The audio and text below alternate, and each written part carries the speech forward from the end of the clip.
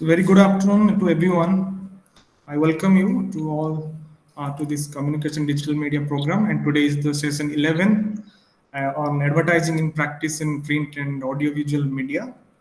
And we are very much thankful to Dr. Sanjay Arora for his presence today in accepting our invitation.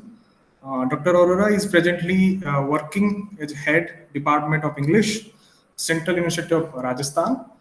His areas of interest are English language teaching and applied linguistics. Dr. Arora has published several books and articles at national and international level. He's also presently the national president of English Language Teachers Association of India, that is called as ELTI. 10 scholars already have been awarded PhD pursuing their degrees.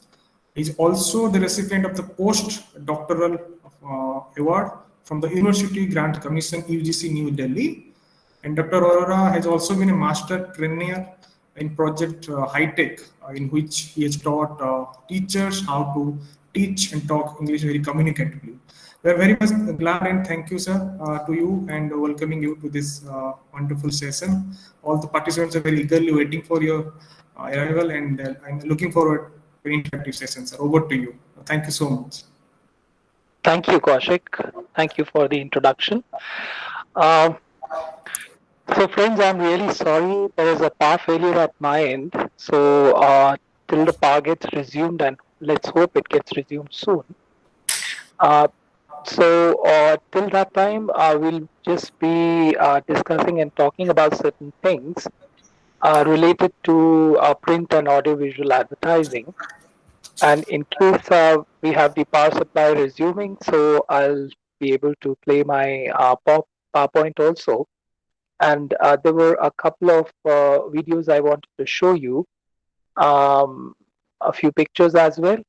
So without the power, I think we'll not be able to work on that.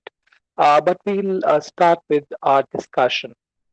Let me tell you the plan of our talk, assuming that there's no power supply. So we'll first start with some brainstorming questions related to advertising, print and audiovisual advertising, which I'm sure all of you, each one of you is exposed to in some way or the other. I'll also briefly be talking about the background to advertising in India, which will not be a very theoretical kind of thing, but just I'll briefly be touching upon one century, starting from the 17th century on to the present times. And then we'll move on to talk about print and audiovisual advertising. Now, as the title itself suggests, advertising in practice in print and audiovisual media. So my focus will be mainly on vocabulary and syntax. Or if I can simplify it, it will be on words and sentences. That is, what kind of words are used in ads, what kind of sentences are used. There are many more components to these ads. Means if we talk about print ads, there is the font size, there is the page, say, on which the ad is coming up, whether it is in the newspaper, it's on the front page, in the center page, is it at the margins, is it on the top head, or right hand, half page ad, quarter page ad. Means in the print ads, there are many other things related to that. So those are other technicalities which we're not going to touch upon. And then in audiovisual ads, again, the technicality plays a major role, apart from words and structures, which of course have a very lasting impact on the consumers, because you will find that there are ads, there are some ad slogans which linger on to our mind for a long time. And when we tend to go for buying a product, say if it is the toothpaste that we want to buy, there was a time once I remember, I think some 4 decades ago, when Colgate and Forehands were the two toothpaste that were there in the market, and there were no other toothpaste beyond that, and Colgate was a popular brand. as compared to forehands. Forehands is no more there in the market. So people, when they would go to shops, they would ask for uh, Colgate. Means Colgate became synonymous with the product. Means it did not remain a brand anymore.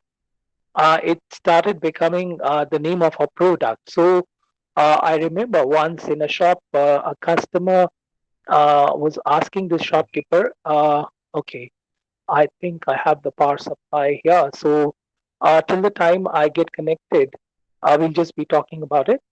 So this person, he said that, give me this Colgate. So he gave him the Colgate brand of toothpaste.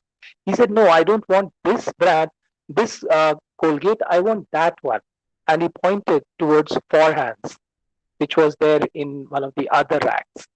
So that is the kind of impact that the audiovisual ads would have on the consumers. And now that we are in an era where audiovisual impact of the ads is all over, if you are watching, say, a T20 match for 2 hours, there'll be ads and ads, means one ad after the other. And then repeatedly, you will find there are these ads which are coming up. So it has a lasting impact because that repetition ensures embedding. So an audiovisual ad, of course, has a lasting impact on the consumer, on the viewers, as compared to a print ad. So here we'll be today focusing on some of these aspects related to print ads, related to words, in fact, and then related to structures, that means sentences. And likewise, then we'll be moving on to how words are used differently or similarly to a print ad, and then how are these sentences used in an audiovisual ad. So that will be primarily our focus of the talk today. So just give me a minute. I think the light is blinking. I think I can just connect to my PPT and the internet.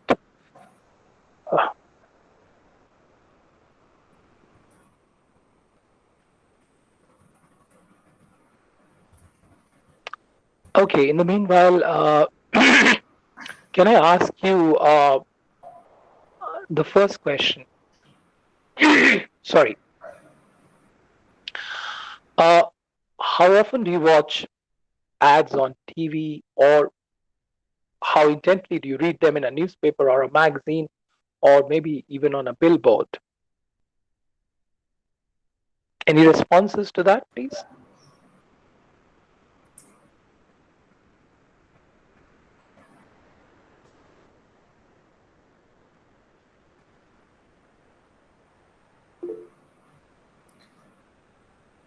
So they are actually quite messaging in the chat box. Ananya has replied often, quite often. Okay. And Okay, so you can please read it for me because still yes, my I think yes, I understand. I'm not able to connect through this. Okay, just a minute.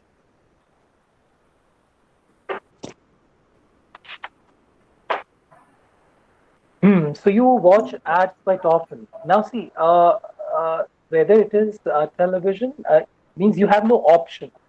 And these days they have all the channels, they have gone in connivance with one another. That if you're watching a news bulletin, and if there is a break in one channel, there'll be break in all the channels. Means it's not that you can hop over and skip the ad. So you will have to watch the ads if you want to continue watching that program or that news bulletin. So you can't evade and avoid. Just a minute. So this is about the audiovisual ads. And now, if we talk about the ads in the print media, if we are taking into consideration ads in newspapers, any take on that?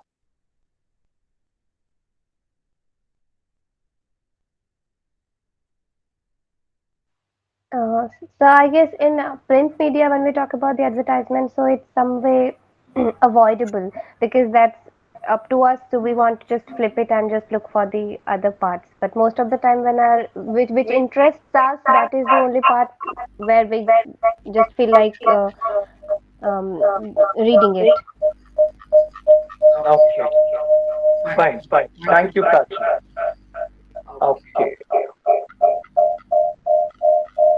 Sir, you cannot disconnect from your, yeah, unmute, Yeah, mute yourself. Yeah. I'm just like.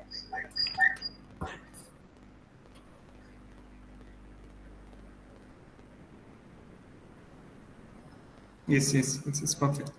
Okay. Uh, yes. Am I audible? Yes, sir. Okay. So, yes. Okay. Also, let me just take you to my PPT so that you can look at the questions and accordingly respond.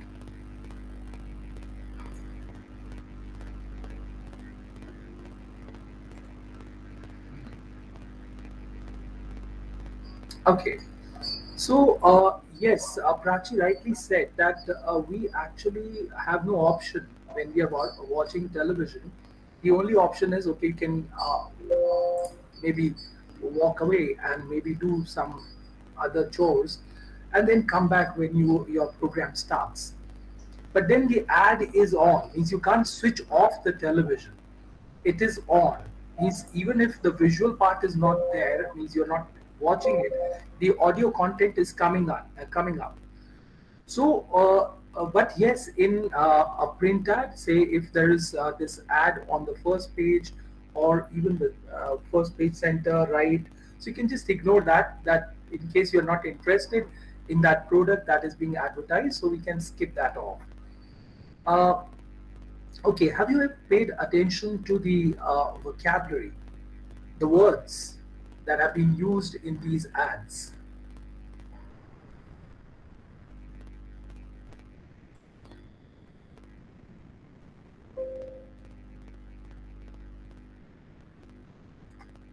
Have you ever paid attention to the words used?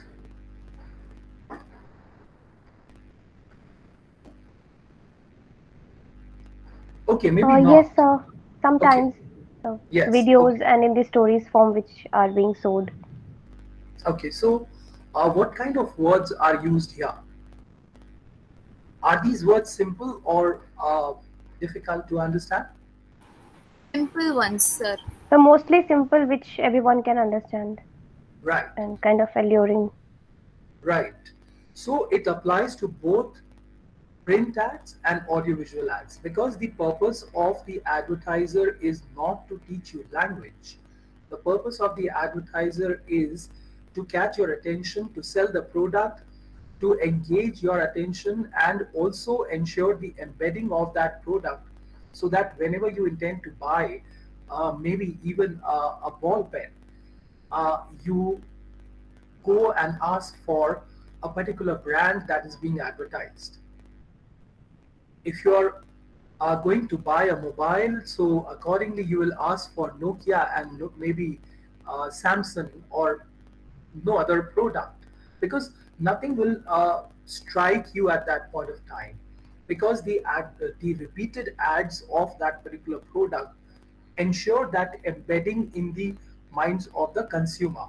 And the more these ads come up, the stronger the embedding is because people start talking more about those products and they say that okay, this product may be good enough because it's being frequently advertised, or it becomes a brand in itself. And many people, especially I've seen people in the north, they are very brand conscious, many of them, and this is where means this is the success of the advertiser, that they have brought in a brand awareness in the consumer. If you have to buy a pair of shoes, you will go for a branded uh, company, not a local company, even if the local company also has almost a similar performance. That product has a similar performance, but you would prefer to go for a branded one because there is a social prestige associated with that. This is how they promote it. uh, mm, Onida, I remember Onida brand coming up with this slogan, neighbors envy owners pride. That means if you buy that product, the neighbors would envy you and you will be proud of owning an Onida TV set. Now that is how they actually started promoting these things in the minds of the consumer, and we started falling into the trap of that. I'll just briefly talk about the initial history to ads also um, in a short while from now. Okay, uh, the third question about the sentences.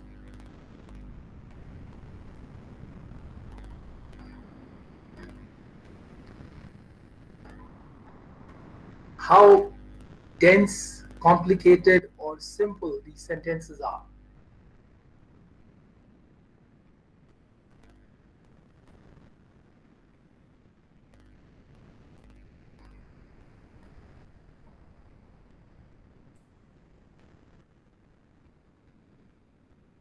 You can please unmute yourself because I'll have to go back to the previous one. Okay, let me just go back here.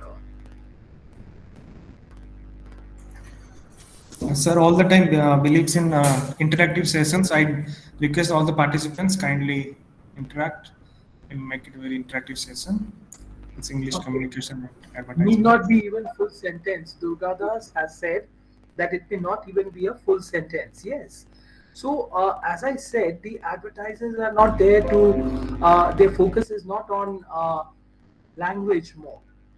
And they will be uh, actually trying to catch your attention the way they can. And the simplest way they can do it, they'll try to go in for that.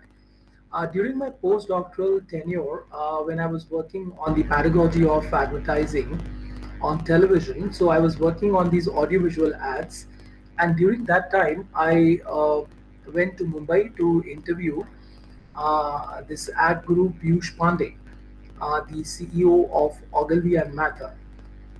Now I went with my mindset that okay, I'll be asking him questions related to how they frame sentences and how do they go in for catching the attention and all. So he just completely in the very first question that I asked him, he said that see, you are an academician. I am a commercial person. For me, selling my product is important. Now, whether that product sells by breaking the norms of grammar, I'll do that. Whether it catches the attention of the consumer by violating any norms, principles of the language, I would not bother to say violate those norms, and rather I would take the help of those things, rather distort that to catch the attention of the targeted consumer. So that was a very different perspective, and that was the perspective of an ad creator. My perspective was of a teacher or an academician looking into the language aspect of ads. So sentences, of course, as Durgadas said, that uh, we may have phrases only. We may have just say a clause by what you say, incomplete sentences. Because if we talk about a sentence, it is complete. So when you say incomplete sentences, you are talking about clauses, and these clauses could be subordinate clauses. So technically, that's the term that we make use of. So these could be, of course, phrases, words, clauses, complete sentences, simple sentences. So different ways of putting those things up. Okay, the next thing about the tone. Uh, is the tone formal, informal, in ads, print ads, audiovisual ads?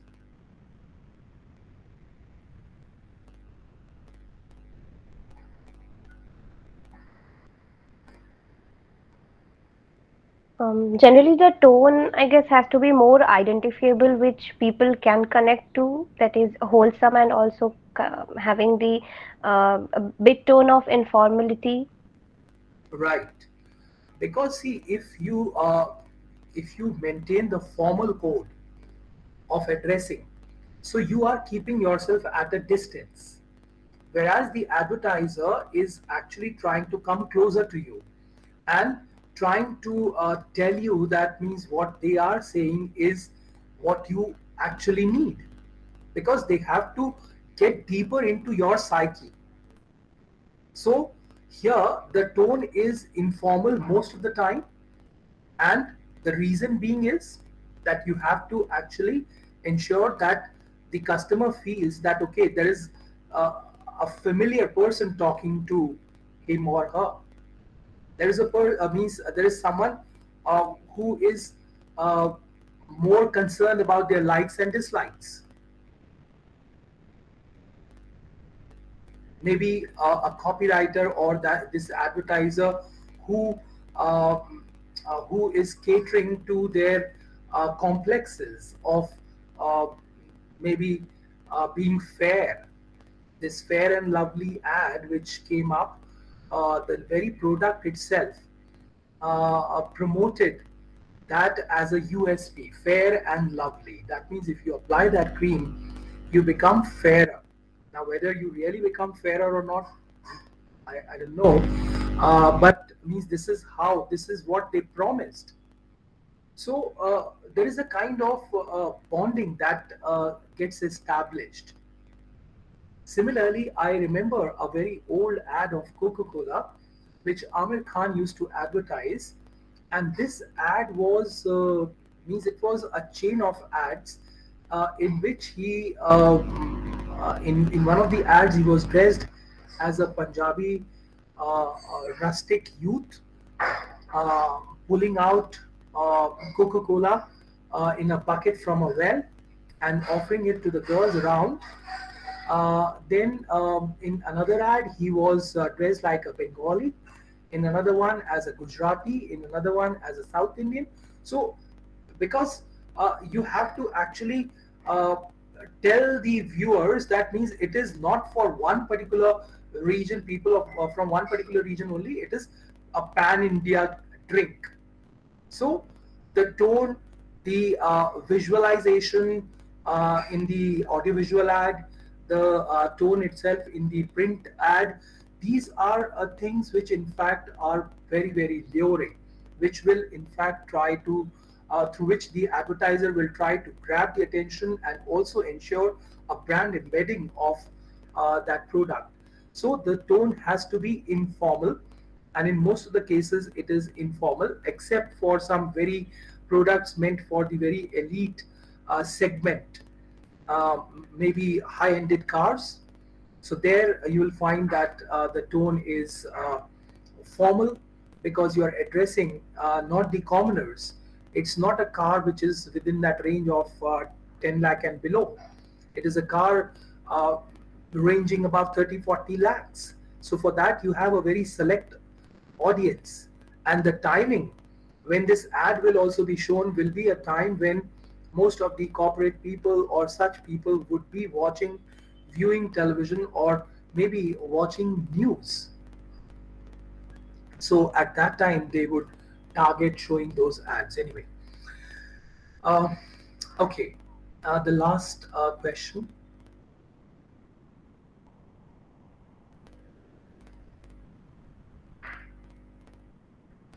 I know you are not copywriters. You probably may not have much idea about what the advertisers think of in terms of words and structures.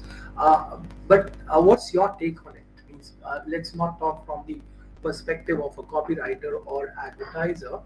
How important are words and structures in a particular ad, print or audiovisual ad?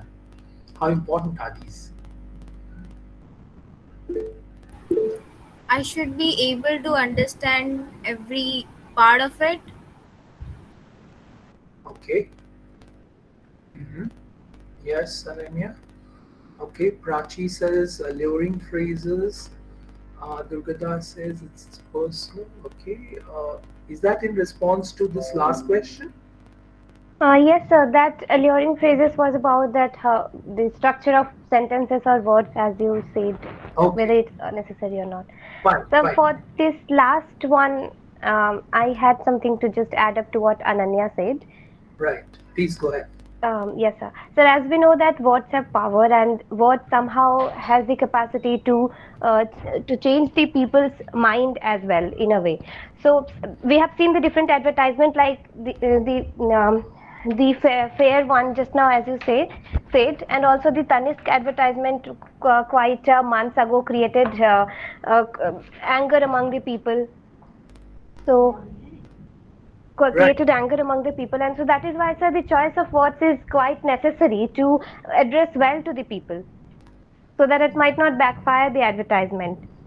Yeah, words and also cultural sensitivity. Because the Tanishq ad that you're talking about, I think it had something to do with the cultural sensitivity. It hit the sentiment of a particular, uh, say, set of people. So that's a different point altogether. But yes, words in fact have to be very appropriately chosen. There are dictionaries through which these words will be chosen by most of the advertisers. Means they'll try to use euphemistic words. Are you familiar with euphemistic words? What are euphemistic words? Not really, sir. Okay. Now these are softer words. Now there is an increasing trend of using these euphemistic words in not only in ads but in most of the uh, usage circles. Like you will find that earlier we had this word toilet. Now you will not find toilet written um, in most of the public places. It will be either restroom or washroom. Now, what are these words, restroom and washroom? These are euphemistic words because toilet is considered to be a little rude word. Similarly, if you're talking about a pregnant lady, uh, you may be using this word as in the family way, that she's in the family way. Now, in the family way is a euphemistic phrase. So likewise means you will have to see whether these words they are gender sensitive or they are gender neutral. Because these days, in fact, we are more gender sensitive also, and that's why there is an increasing tendency of using a chairperson and not chairman. Earlier, it was chairman. Because most of the people at the higher end were males. I would say all of them. But now, when the females have started getting into the workforce more, and if they are not even in equal number, means the number has increased, and there are quite a large number of them who are now heading um, corporate houses and institutions. So that's why there is now a gender neutral word that comes up like chairperson. So, likewise, you will have to be very careful and cautious that you do not hurt the sentiments of a particular gender, especially if it comes to females. And now we also talk about these LGBT groups. So, there also there's a lot of discussion, debate, and annoyance about why there are two genders, he and she only. So, anyway, I'll not go into that debate. So these things are in fact taken care of by the advertisers.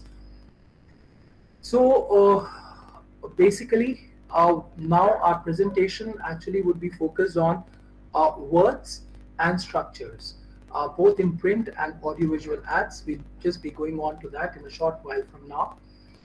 Uh, Let me take you to some historical background to ads, which is again not a very dense kind of background that I would be talking about. So I've broadly divided it into 1 century each, starting from this 17th century and before. Now, if you have read history and if you know about the history of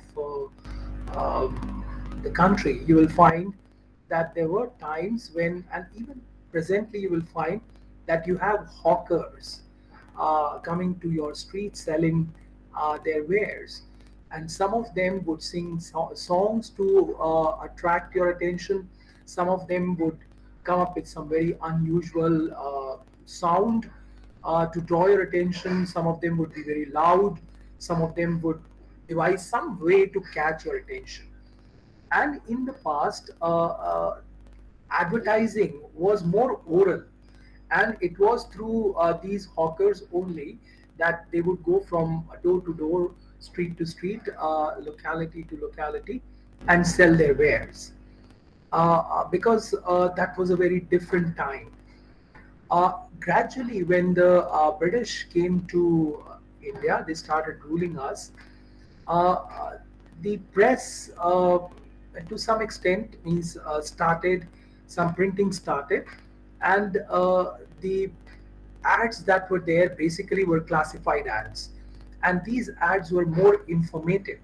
These ads were giving information to the targeted customers and consumers who were not too many, and largely they were the English people only, because the local people did not have access to the newspaper, and even if they had access, these newspapers were in English, which they did not understand. So the local newspapers, in fact, probably had fewer ads or no ads at all. So that was the time when ads were more informative, giving information about a ship that has come up with some stuff from UK, or some old stuff that is on sale for some British officers, maybe British personals. So something of that kind was there. And then in the 19th century, when press became more widespread, at that time, the advertisers started becoming more persuasive. Mild persuasion, though, but means it was there, means it had started, means apart from imparting the information, they were trying to persuade the reader. And again, it was print ads. So when we are talking about the 18th and 19th century, so we are talking about these print ads in newspapers.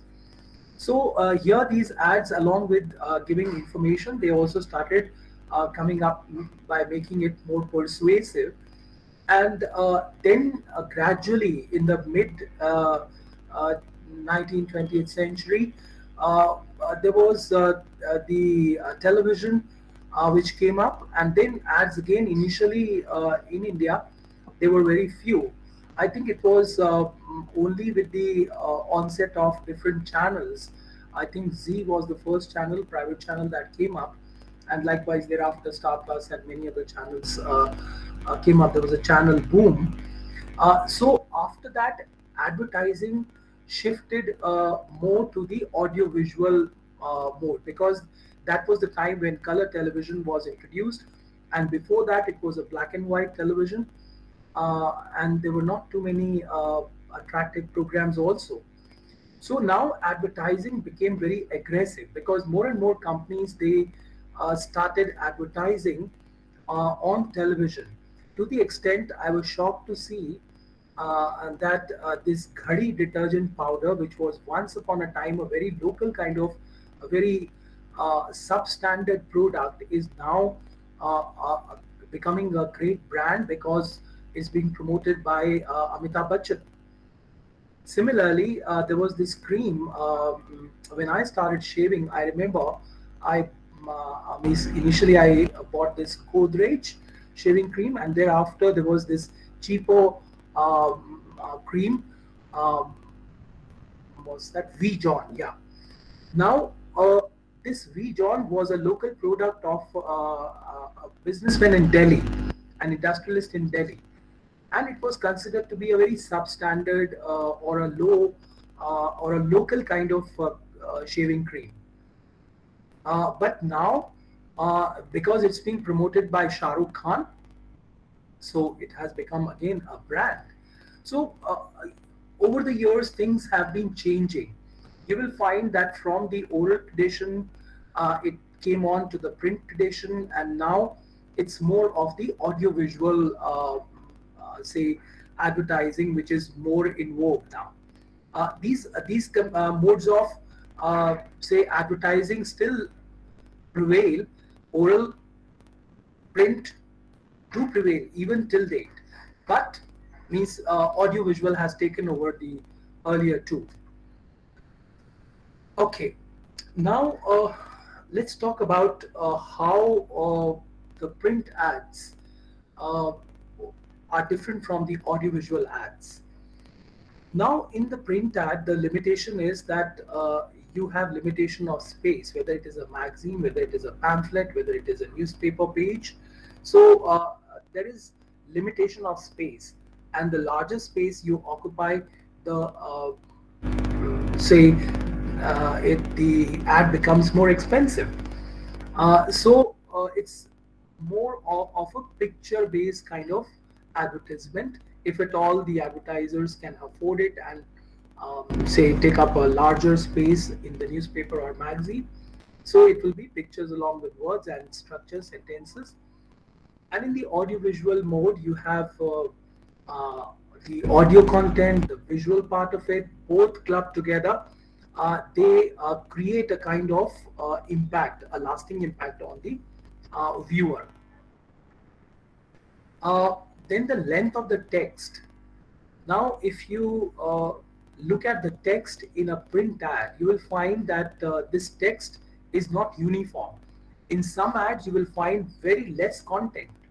Means there'll be just the product name, or maybe the USP only, maybe the price of the product, or some contact details, and maybe a picture to support that. Because when someone is flipping through the pages of a magazine or a newspaper, they are not doing that to watch that ad which is there.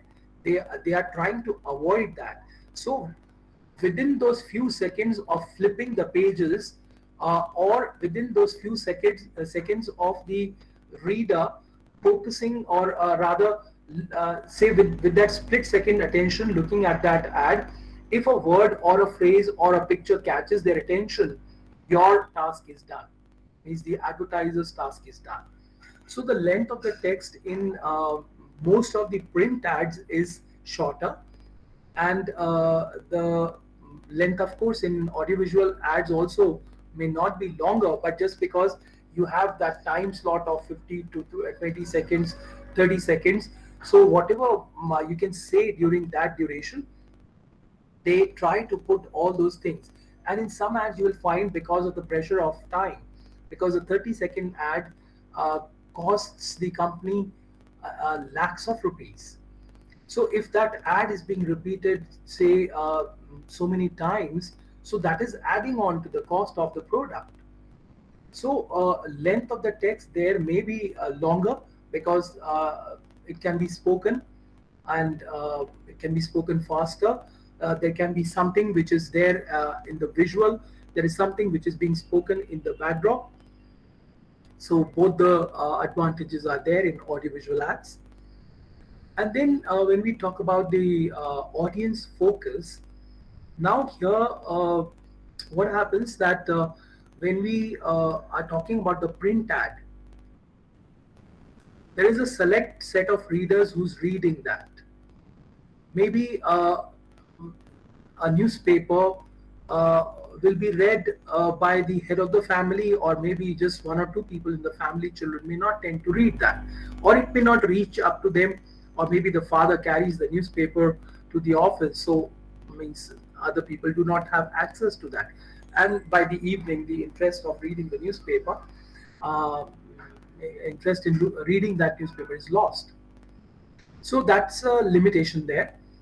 So the focus of the audience there, in fact, in audiovisual, again is it depends on time. If you watch televisions which are there in the morning hours or till the afternoon time or till evening, you'll find that those ads are focused more on children and um, uh, the housewives, those women who are at home watching television more.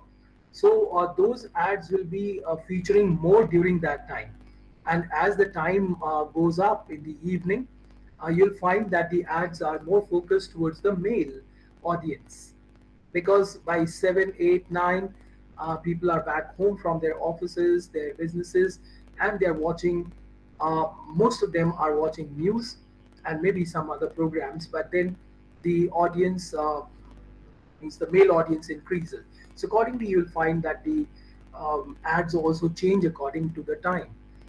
So the audience focus again has to be looked at in both print and audiovisual ads, and the advertisers take good care of that.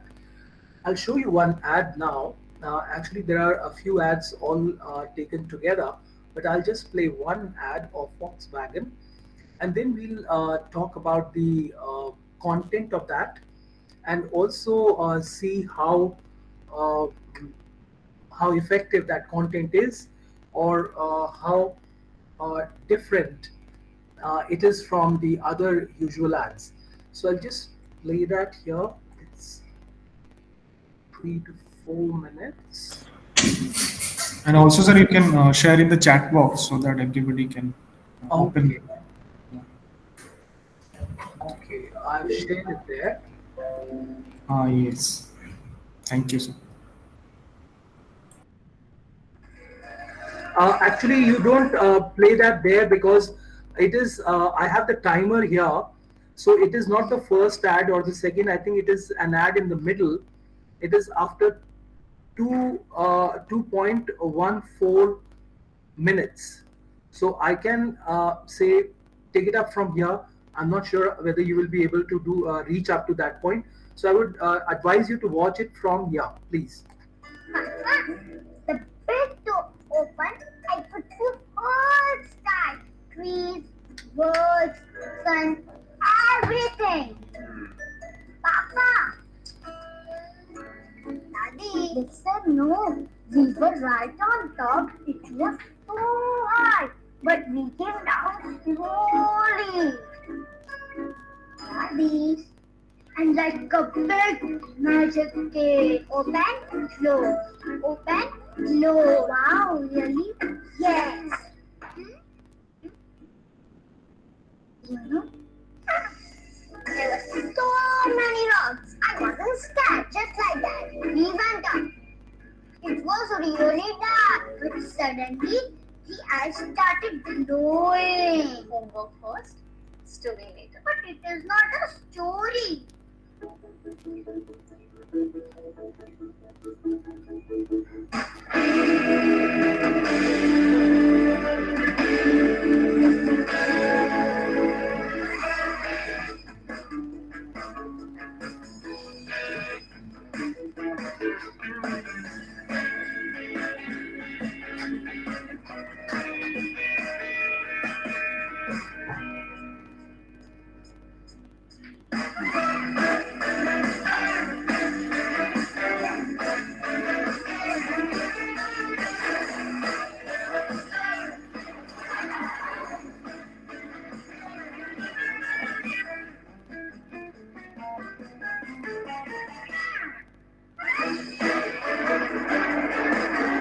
The new Volkswagen Tiguan.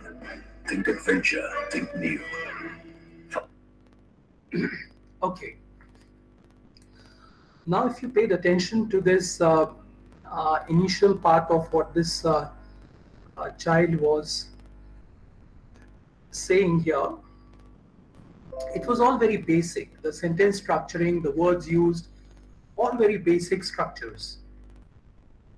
The moment this ad moved on to the captions that were there on the screen, so there you'll find that the level of vocabulary and the structures and the phrases, it rose higher. You had words like defy gravity, hill descent control, conquer any terrain, automatic headlamp activation, all features of that, say, car that they are talking about. And then towards the end, you have a very neat, perfect parallelism. Think adventure, think new. So that is how they will construct it. They will weave it around, and how engaging this child was means this ad in its own way creates a kind of a story that how this child is, whether it is the child's this boy's father, daddy, mother, his friend, means he's trying to narrate stories to each one of them.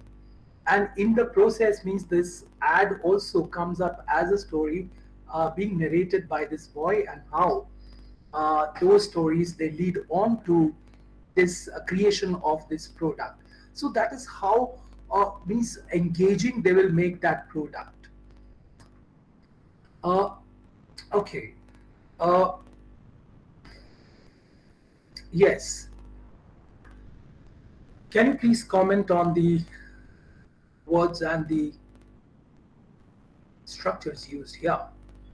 I'm sorry, I don't have the script on the slide, but if you can remember, recall.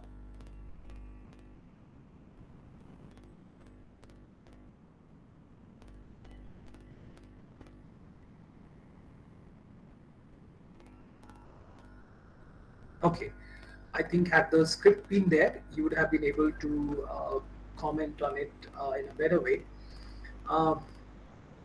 Anyway, now you will find that here this is something which is very, very attention grabbing.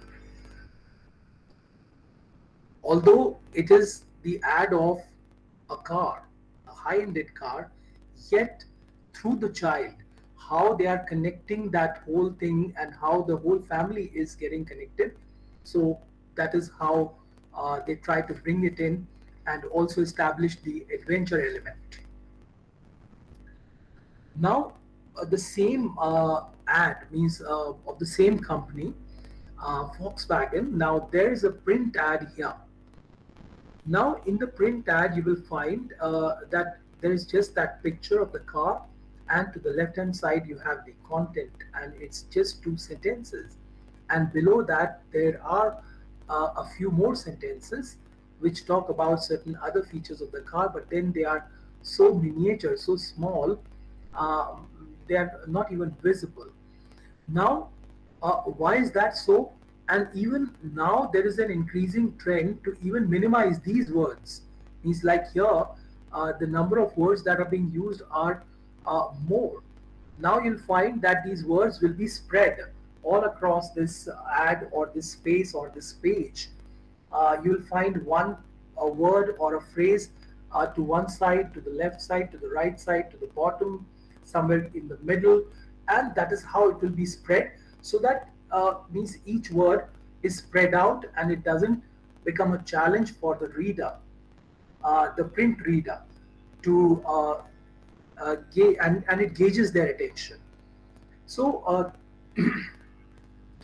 the purpose of the advertiser primarily is to persuade the audience, the viewer, the reader, the consumer, the targeted customer, and also engage them into reading that ad if it is a print ad, and engage them if it is an audiovisual ad. I'll play a song of Microsoft Windows. Actually, I was looking for that song, but just because it was quite an old ad, so that ad isn't there, but the song is very much there, which I'll play towards the end. Quite an engaging song. So when this ad came up way back in, I think 2000, maybe 8, 9, 10, I don't remember exactly the year, must be around 2010 or 11. So it used to come very frequently. I never paid attention to that, and after repeated say airing of this ad, say I must have heard it some 5-10 times on different occasions when the TV was on and I wasn't actually watching it. So one day I realized that this ad has something great about it. And when I looked at it, when I sat and actually explored that ad, I realized that there is a strong pedagogical angle in that. So I'll show you that ad. I'll also take you to the script of that. Maybe in the song itself it will be there. So we'll be discussing that there. So it immediately drew my attention that, means it's just not the product that is being advertised, but means there is a strong angle, a pedagogical angle, and the language content is strongly there. It has all the poetic features that we talk about in literature. Most of the figures of speech were there. So I'll show you that ad later. Now, how do these advertisers catch the attention? They do that through words and structures, of course, audiovisual content, the scenic background, pictures in a print ad. Now you'll find that even in newspapers and magazines, the glossy pages in the newspaper, they have ads of high-ended products like jewelry, cars, mobiles, and means they'll be very products related to the upper class, upper strata of the society. And the audiovisual content, of course, is made more and more attractive, and a lot of research goes into it. It's just not they sit at one point of time and create a 30-second ad. For creation of that 30-second ad, there may be 30 days going into that, and hours of work and thought getting into it. So it could be that. So here, when we talk about words in print ads, so most of these words are monosyllabic or bisyllabic words. Now, by monosyllabic words, we mean those words which have one syllable. These are technical words, or to put it simply for you all, these are words which are simple words. I'll give you some examples of the monosyllabic words and bisyllabic words. Like monosyllabic words are those words which have one vowel sound. Now, for example, we have sky. Now, sky is it has just one vowel sound, so this is monosyllabic. Then we have conquer, or so here we have two vowel sounds. This is bisyllabic. Pink, only one vowel sound. It is monosyllabic. Similarly, corner,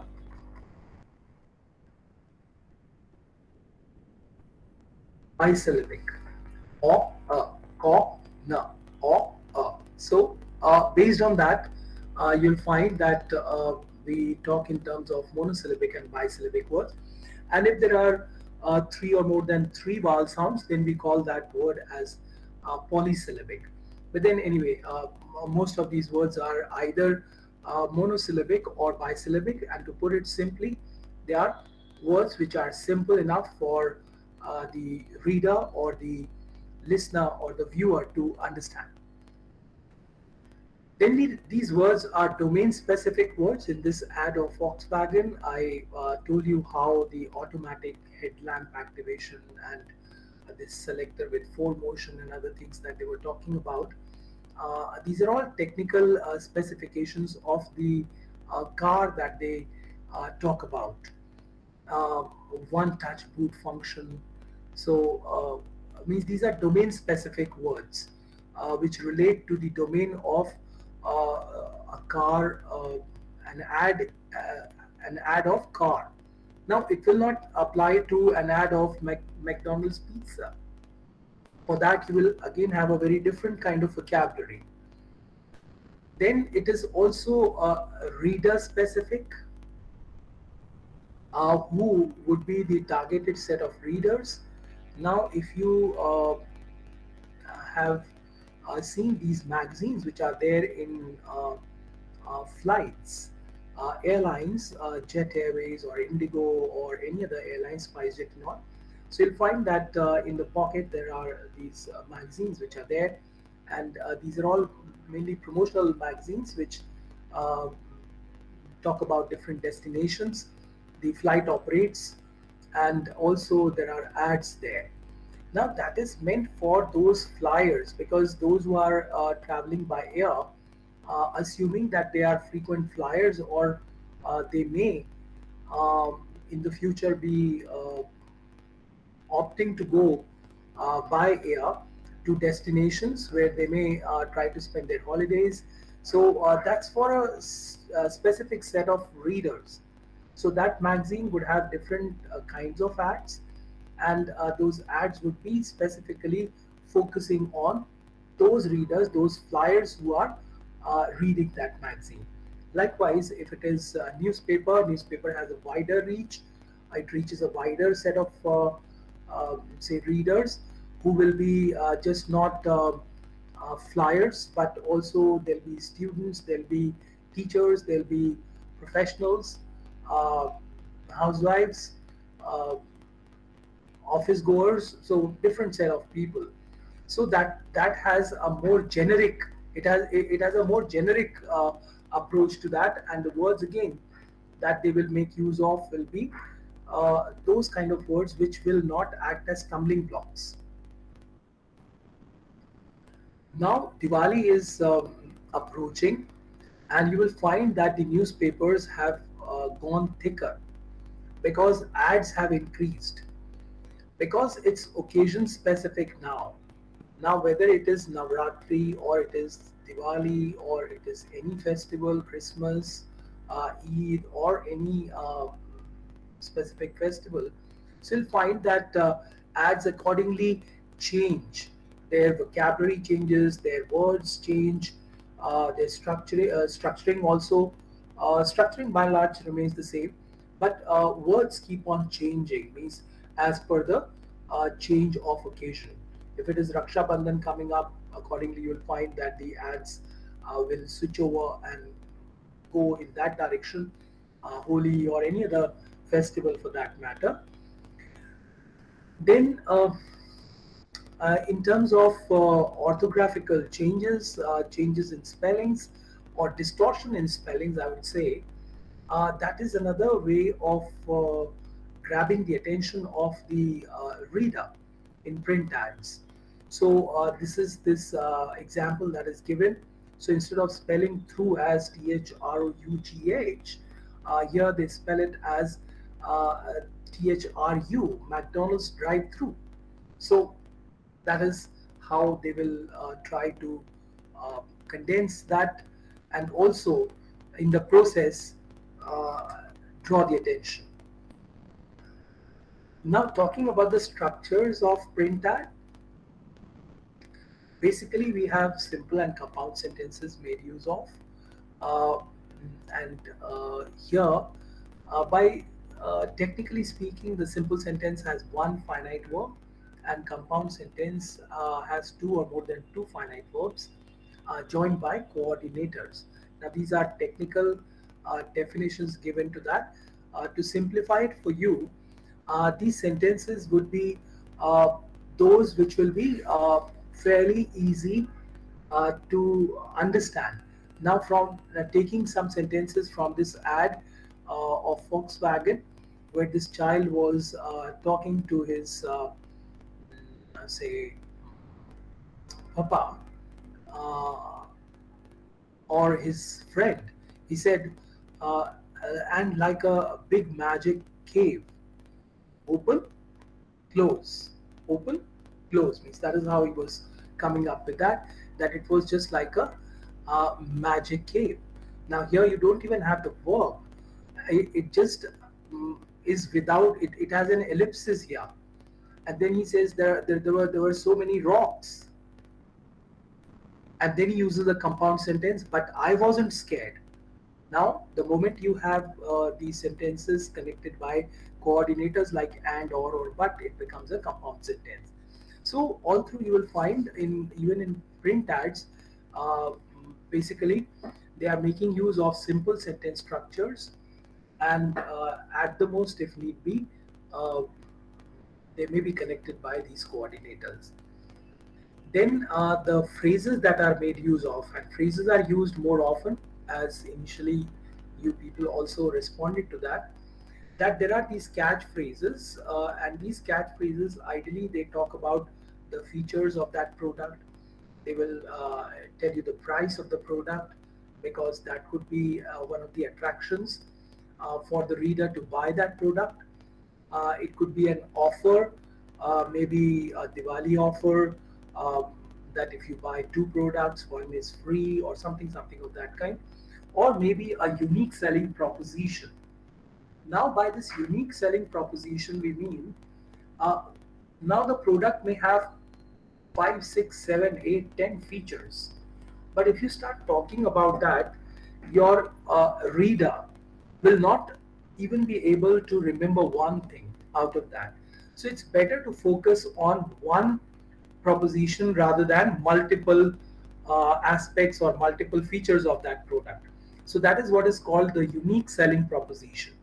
And whether it is a print ad or it is an audiovisual ad, advertisers basically focus only on one key aspect. Now, you take the example of any ad, and you will find that means the focus is only on one aspect of that particular product rather than multiple aspects. Then structural inversion is where they distort the order of the sentence. Now the regular order of a sentence is an SVOCA structure. That is subject, verb, object, complement, and adverb.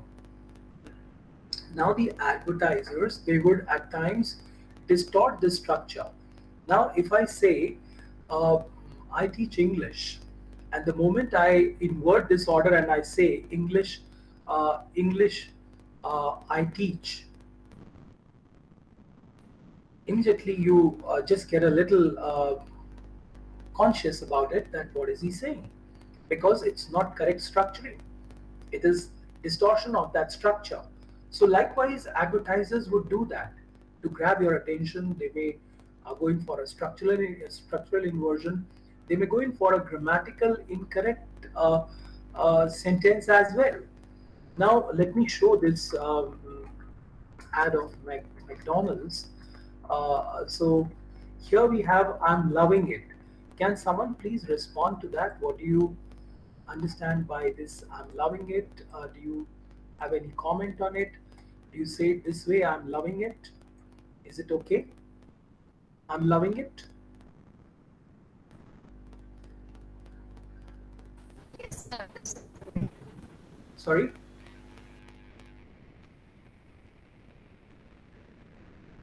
I'm loving it, is it okay? Yes, sir. I'm loving it.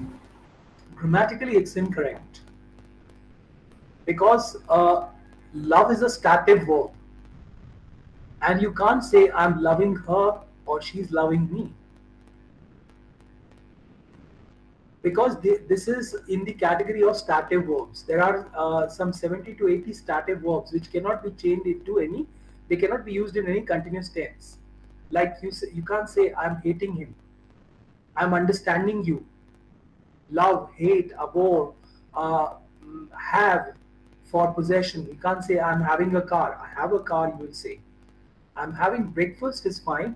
I'm having dinner is okay, but not I'm having a car. For possession, you can't use it in the continuous tense. So likewise, there are these different kind of verbs which you can't use in any continuous tense. That's a different thing that now, because McDonald's uses it and promotes it all around, so people have started accepting it to be correct, or they think that this is the only correct version or this is the only correct form, whereas it is not. So They'll go in for grammatical incorrectness. They'll go in for this parallelism, as you saw in this ad. Think adventure, think new. Fill it, shut it, forget it. Now that was the parallelism that Hero Honda came up with when they introduced their bike long ago, decades ago. So parallelism is again a very important way of catching the attention, and it's there both in print ads and even in audiovisual ads. Then you have ellipses. This ellipses, in fact, I've taken from just today's or maybe a newspaper just yesterday, day before. Those dash ads might come back, but this offer won't. So here you see, here they have used this compound sentence. We have but here, which is a coordinator, and it's not just this. Here, this offer won't. Now this won't is where you have the ellipsis bit.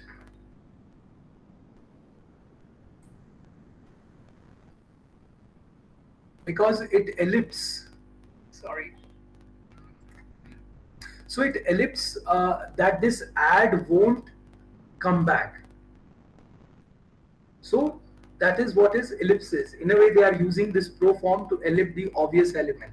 So these are structural aspects which are a little technical, and maybe for you people, it may sound to be a little different, but then these are different ways I'm trying to acquaint you with, through which advertisers try to catch the attention of the readers.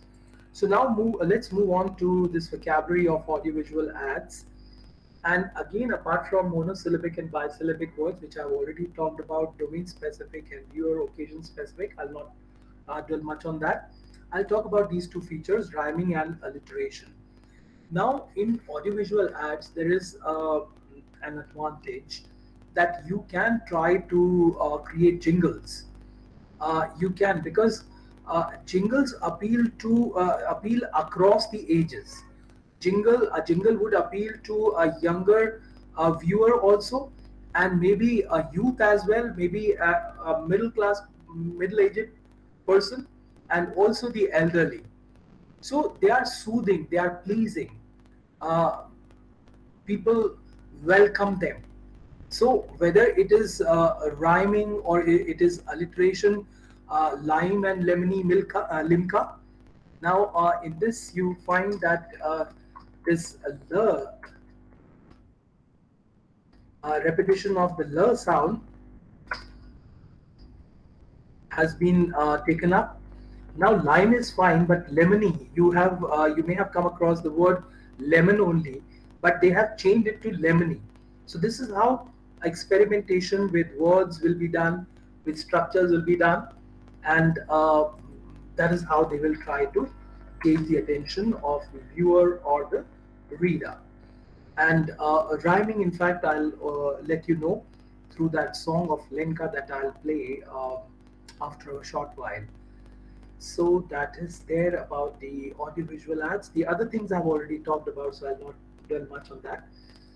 Then coming to the structures in audiovisual ads, you'll find that again we have simple and compound sentences. Imperatives are there. You have ad slogans, and these ad slogans could be code mix slogans, could be pure slogans in a particular language in which that ad is being promoted. It could be a kind of story narration, as this child was doing in Volkswagen. It could be structural inversion, grammatical incorrectness. Those things all will be there.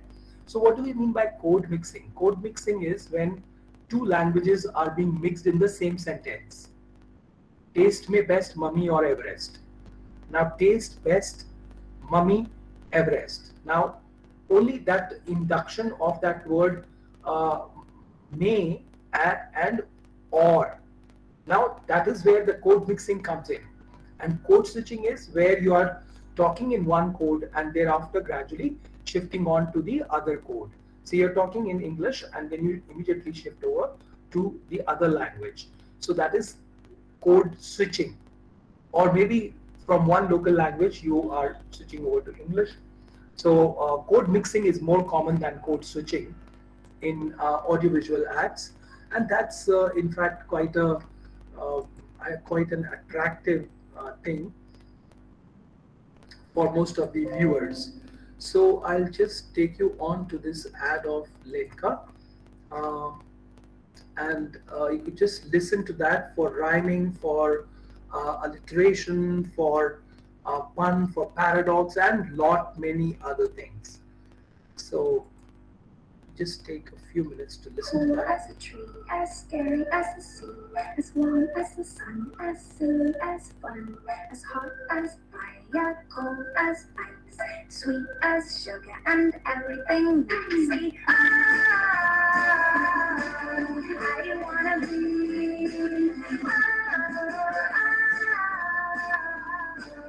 I wanna be. It's everything I want. Now that's just a small bit of it. This was Microsoft Windows ad which I was talking about, but this is a complete full-length song, and which has been sung by this American singer Lenka. And if you are interested, you can listen to that song. It's a longer song, and it also has the lyrics along. Just let me see if I can play that here.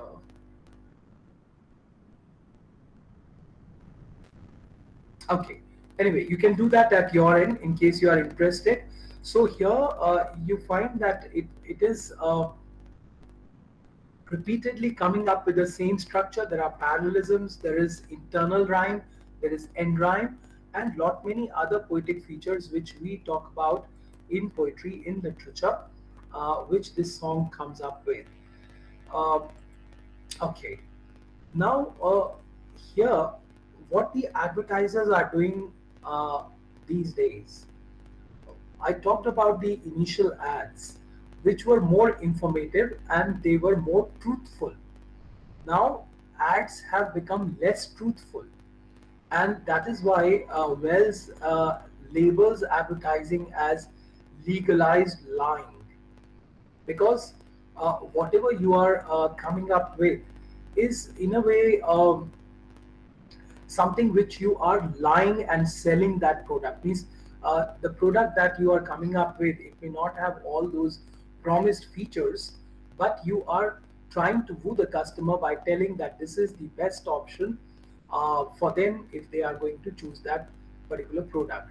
So when we are into advertising, so these morals, ethics, all these things have taken a backseat now, because it's aggressive campaigning, and it's aggressive marketing, aggressive advertising. You will find these days there is a war in terms of advertising between various competitors. If it is Coca-Cola and Pepsi, so you'll find that how they are countering each other through different ads, and maybe indirectly they'll be trying to say not directly talk about that particular product, but then they'll be somehow trying to bring that up and belittling the other product. So it happens in toothpaste, it happens in soft drinks, and many other products. It comes up with that way. So here these are some of these say phrases that I've picked up from some of the ads to show you how they can be, ad creators can be very, very innovative. Now filtering is a process which we talk in terms of a liquid, but not in terms of a gas or smoke. Filter the smoke. So that is one of the phrases that comes up. Finger licking good. So we say very good, or we use any such adjective, but this finger licking good. Now that is a phrase which will immediately catch the attention, and it's a very creative way of saying that. Crafted for your craving. Now crafted is used mainly in the context of objects.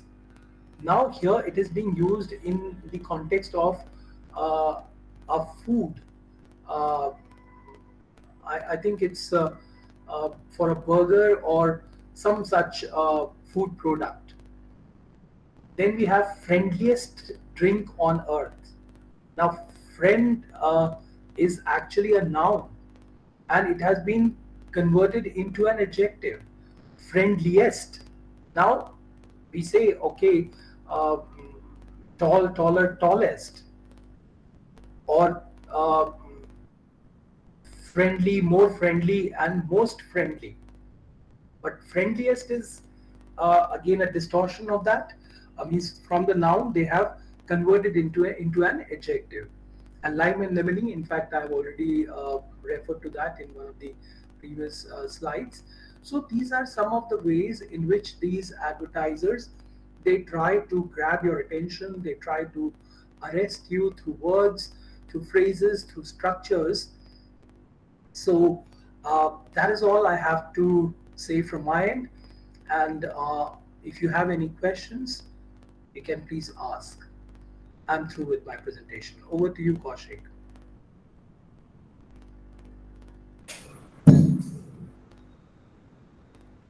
Kaushik, are you there? Yes. I request the participants, please ask any question to sir. It's a very interesting and innovative subject, I must say. Yes, sir. Asif, sir. Sanjay, it's really wonderful. I can't thank you enough. But my only observation is it's so mind. Tell me. Yes. But I'm asking Sanjay ji. Yeah, I'm only asking, sir. Practically English is what communication we learn from the school and grow into it. So can it be learned at a later stage of life? That's my question. Okay. Yes, sir. See, this is something. It's just not English. It is, for that matter, any language. We can learn any language at any stage, provided we have the zeal, we have the enthusiasm. The only thing is that the learning process will be a little slower as compared to the younger learner. So we will have to spend more time. We will have to put in a lot of effort into imbibing things and also retaining them. Because with the passage of time, as we grow on, then the retention also starts becoming lesser. And the younger people have sharper retention, quick grasping. So learning can definitely happen, and I've seen people improving. Let me give you this example of one of my neighbors. She's actually my mother's friend, and my mother's age almost. She's 77 now.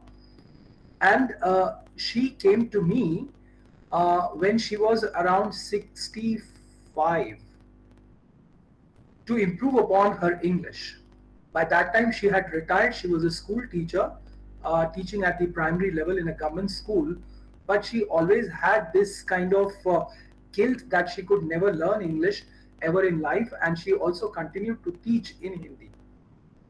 So it was that long after in her life that she learned it. And she tries to use it, although she is not a very proficient user. As I said, there are medical problems, various other things which stop her.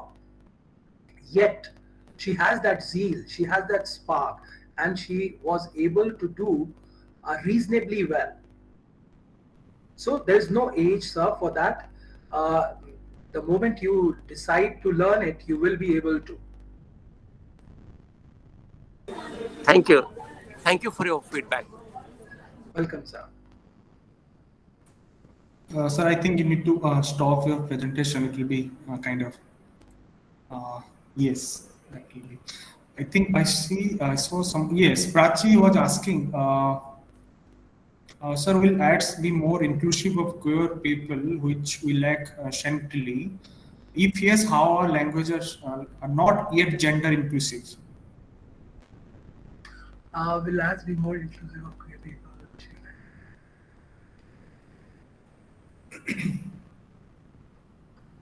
Prachi, see, first of all, it is just a very recent inclusion in our society. And then the advertisers, as I said, they look at the commercial angle more than the gender or the social acceptability angle. If you have a larger set of receivers or consumers who are either from one male gender or maybe female, and the neutral gender is little lesser in number, so that will be of course ignored because that's not your focus. They will be compelled to buy that product, if not that one, maybe some other one. So that's not the focus. So in order to be more inclusive of queer people, you are losing out on a larger set of consumers. So I doubt whether there'll be a time ever when the ad creators would think from that perspective, because their purpose would be to touch upon the larger set of consumers. So that's not their purpose also. Thank you so much, sir. Thank you, sir. There is another feedback from Durgadas PV that advertising makes you learn Rain and Martin and learn new English. Sorry.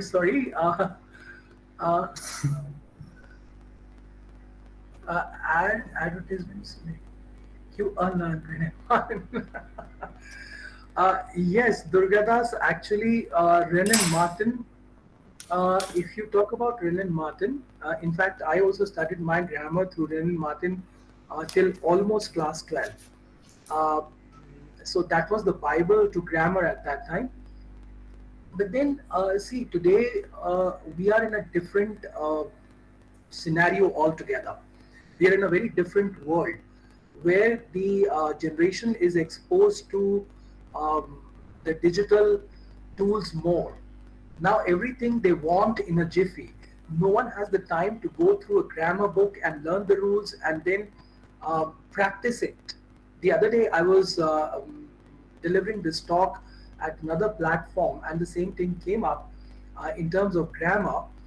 Now who has the patience? Like I remember from my master's days, we had this paper of applied linguistics, and there was this book, a comprehensive grammar of the English language, which is in fact the best book in grammar, the most comprehensive grammar book ever written so far.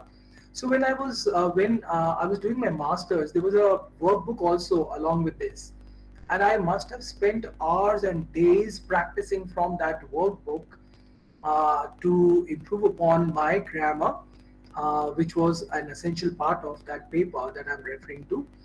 Now, these are days where accuracy is not being targeted. Now, I'm sure most of you are going to get into the corporate world. Now, if you go into that corporate world, even if you are a little deficient in your grammar, but you are fluent in your speaking, you will be taken. In contrast, if you are accurate in grammar but not fluent in your performance or in your oral communication, you will be dropped. So what do? You obviously will try to learn it the fastest way possible. So that's why these references that I'm giving of ads and songs and other things from a more pedagogical perspective, these are real life examples taken because these are things which you all are exposed to, which all students are exposed to. Now, if I ask you to consult comprehensive English grammar to improve upon your grammar, I'm very sure, first of all, you will not get the book. And even if you get the book, it is so bulky, running into some 1200, 1400 pages, that you will drop the idea of reading that book. So it's all dependent on the changes in time. Yes, Ananya, please go ahead. Ananya, yes. Thank you, sir. Yeah. Yes, please. So am I audible now? Ananya, I can hear. Yes, you're audible. Please go ahead. Sir,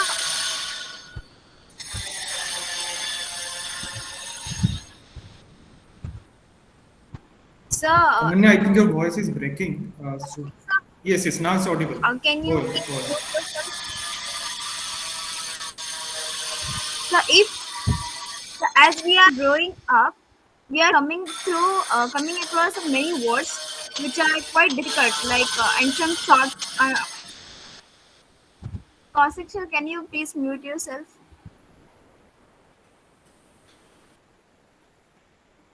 Okay, so I'm repeating. As we are growing up, we are coming across a very large amount of words which are some short forms and which we really don't know.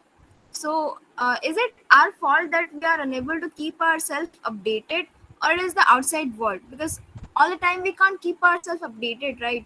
So who is it? I hope you are getting my point. I get that. So Ananya, it is your fault if you are not keeping yourself updated. Okay, because now the things are changing so fast that you have to keep abreast with the latest changes. Now we are talking about the new education policy. We are talking about adaptability. We are talking about bringing in drastic changes in our education. But you will be shocked to hear that Oxford University has allowed its students to write their answers in this contracted text form.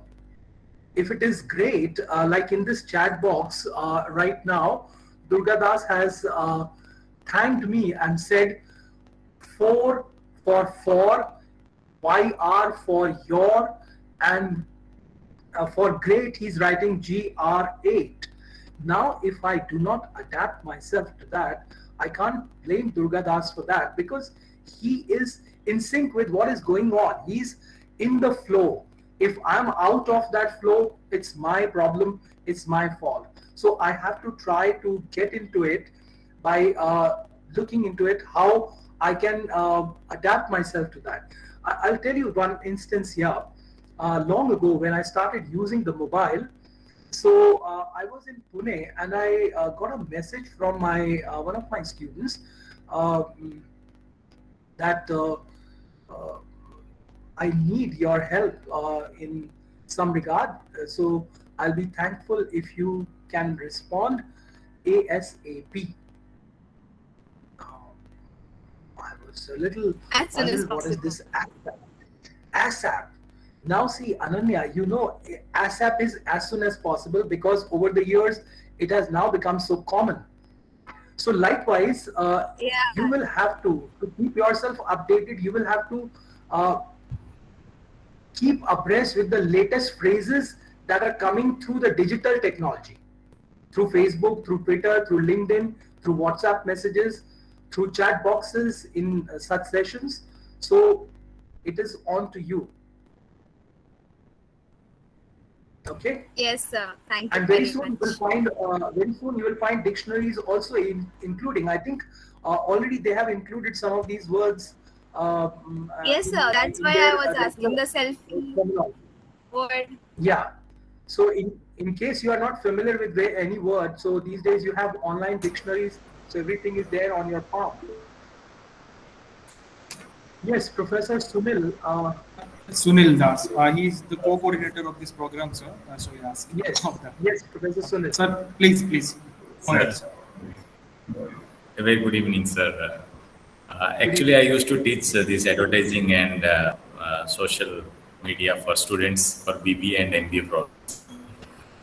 Sir, my question is, nowadays we use advertisement process like AID model and other models. But the frequency that we used to see 20 years before, when internet was not at that peak, like it may be washing powder, Nirma, or this Indian Steel, we still remember our childhood ads. But today, true, it's coming at a very short period of time, too many. So, do you think that today's advertisement have a relevance on our customers? Because too often it is coming. And for every season there is updation. So, yes. So Professor Sunil, Actually, they are relevant in the sense that they are serving the purpose of the advertiser. The advertiser has to establish Okay. his brand in the mind, in the psyche of the customer. You and I would not watch ads. No one of us, none of us watches ads ever. If it is on television, we will just be moving around doing other things rather than sitting and watching an ad. So why do they do that repeatedly? Because they have to actually ensure that, okay, you may ignore it one time, you may ignore it the second time, third time, fourth time. Like I give you this example of Lenka's ad, Microsoft Windows ad. I must have ignored it some 8, 10 times. And then once I was having my dinner, when this ad came up, at that time I saw that ad more closely. And at that time, I realized that there is a pedagogical angle into it. And then my daughter told me that, Papa, this is just not the ad, it is a longer song which has been sung by an American singer, Lenka. And she downloaded the complete song, the lyrics and all. And when I went through the whole of it, I realized that it has a great pedagogical angle. So I used it in my training programs for teachers. I used it at the undergraduate level. I used the same song at the postgraduate level, both in my literature and language classes. So ads are relevant in the sense that means they are serving the purpose of the advertiser.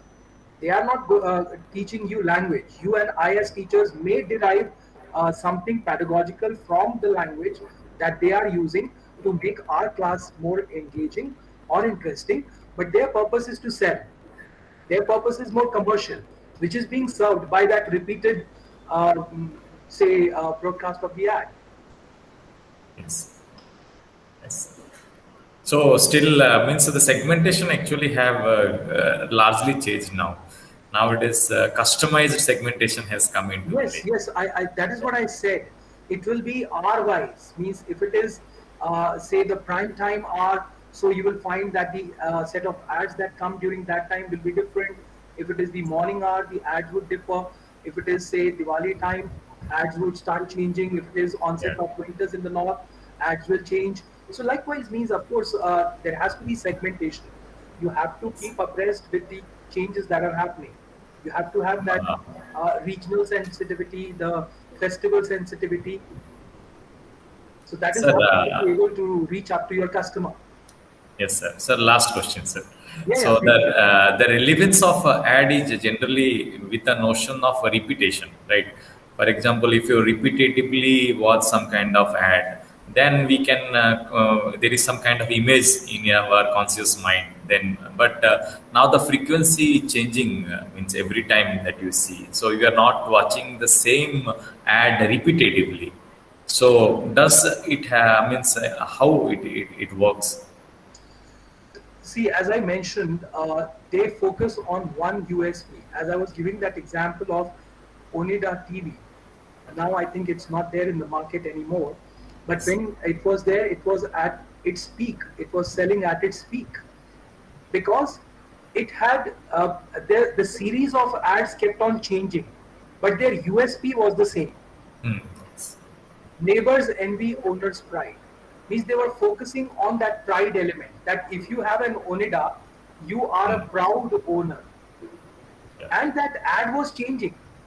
Like every 2-3 months, the ad would change, but the USP remained the same.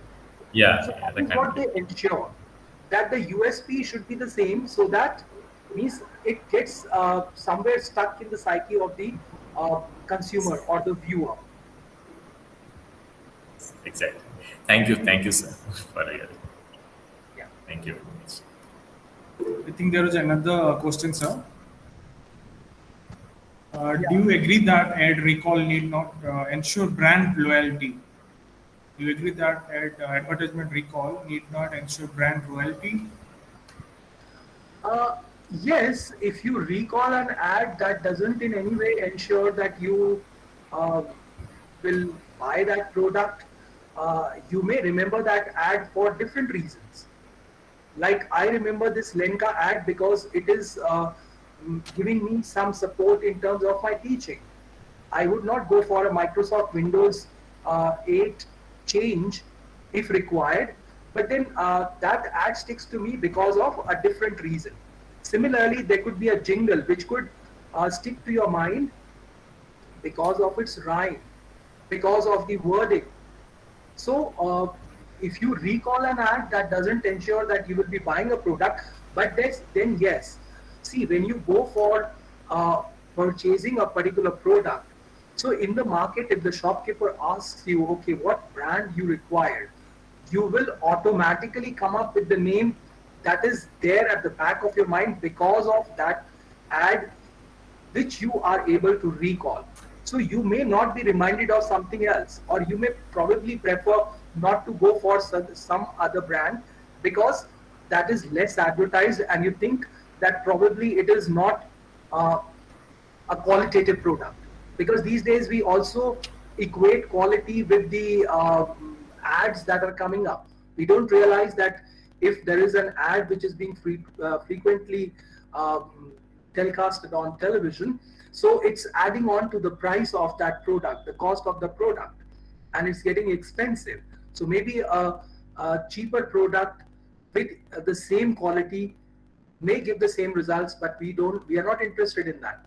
So that is what is happening. So of course, ad recall would not ensure brand loyalty. That of course is there. Thank you, sir. Is there any queries? Kindly excuse my background noises. Some construction work is going on in the campus, that's why. Sir, I have two observations. When you told that this as soon as possible, nowadays also, I didn't know in PhD time ROL, that is review of literature. so many, then I got to know. Another thing, sir, I just wanted to ask. Suppose I'm teaching, in communicative English classes nowadays, paragraph writing, paraphrasing, summarizing. Then I'm talking about descriptive style of writing, narrative, those persuasive, argumentative, the writing way of writing style. So does it also apply in this advertisement industry? You've already spoken about persuasive. Can you just give me some kind of example of each of one? I mean, like descriptive advertisement or any argumentative or any persuasive sense of those advertisements that it applies? Kaushik, actually, the advertiser, the copywriter is trying to be persuasive always. They would never go in for any argumentation, because argumentation would lead to conflict, and that is what they would never want. So if there is some kind of argumentation, so this argumentation, there are ads where you will find that there are two people arguing about something, but then that argument is being bolded in that manner. That means they are through that argument also they are trying to convince the viewer that this is what actually is the right argument, or this person is the one who's giving the right argument, and the other person will be shown in a very shallow light. So if you are trying to equate essay writing with anything related to the ads, so ads are basically there to convince, to persuade. And that's why in the initial slide I showed you that these are the two purposes. Yes. To persuade and convince the customer, to woo them to buy the product. They are not there to create any kind of controversy, because the moment, that's a different thing, that Tanishq controversy came up unknowingly, because they would never have visualized that it would be taken into that kind of, it would take that kind of a twist. So they don't try to, because it's a more, you can say, neutral kind of acceptable scenario in an ad. And that's why they also try to go for ads which are more regional ads, so that it also touches the sentiments of people from that region. I gave you that example of Amir Khan's ad of Coca-Cola. So just because he advertised the first time as a Punjabi, so the South Indians may not feel connected. So the other ad that they made was Amir Khan as a South Indian. Then the Northeast people would feel neglected. Okay, the Kolkata Amir Khan, then the Gujarati Amir Khan. So that is how you have to try to ensure that you touch upon the sentiments of your consumers. So essay writing is a different thing. So you can see ads. I won't say. I have already said that ads will never be there to support you all through in your teaching. You can derive some support from there as and when you require, and if it fits into your frame of teaching a particular topic, but not everything can be equated and taken through the ads. Yes, sir. Thank you so much, sir. Thank you. And sir, another one, you just led me to that one when you said about the regional advertisements. Suppose you are using this code mixing and code switching. I mean, is it helping in a very bigger way? Impact is much more, I mean, higher. Or the range is, is bigger in a way. Like, you know, suppose Food Bazaar, right? I mean, this code switching, code mixing, everything is there. So, I mean, nowadays it's a tendency, or we can say a way of representing those type of things, you know, which is very marketable oriented things. So, are we also going to the native thing? Are we cultivating those aspects also? Or simply we are, you know, for the sake of the commercial angle is there, that's why we're doing that? It is purely commercial, and it is also to touch the sentiments of the younger generation. Because these days you will find who's code switching more. It is the younger generation. My people of my generation would prefer to speak in one code. If I am talking in English, I will continue to talk in English. If I have to switch over my code, I'll be talking exclusively in Hindi, and avoiding mixing the two codes. So, because I have been trained this way, but the younger generation these days, they are code mixing more often.